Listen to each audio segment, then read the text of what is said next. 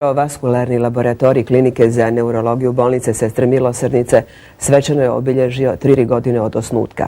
Upravo je taj odjel vodeći u zemlji za liječenje neurovaskularnih poremećaja. A zahvaljujući praćenju svjetskih dostignuća, danas se primjerice oboljeli od moždanog udara u našoj zemlji zbrinjavaju jednako dobro kao u vrhunskim svjetskim poliklinikama. Važna obljetnica dovela je u Zagreb jednog od najvećih fizičara današnjice, Norvežanina Runu Aslida. Čovjek koji je prvi primijenio transkranijski ultrazvuk i time napravio revoluciju u svom području, poželio je sreću, kako je rekao, energičnoj hrvatskoj ekipi i održao kratko predavanje.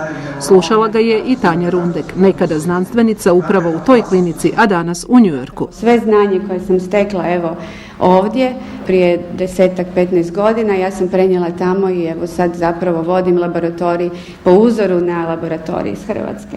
Za kormilom naše vodeće klinike za neurologiju čestitke je primala svjetski ugledna članica niza istraživačkih timova, profesorica Vida de Marin.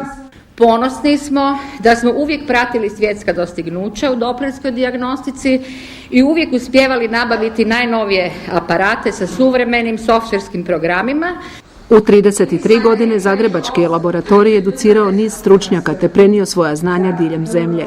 A koliko je njihova specijalnost bitna, govori podatak da je moždani udar drugi po redu uzrok smrtnosti u Hrvatskoj.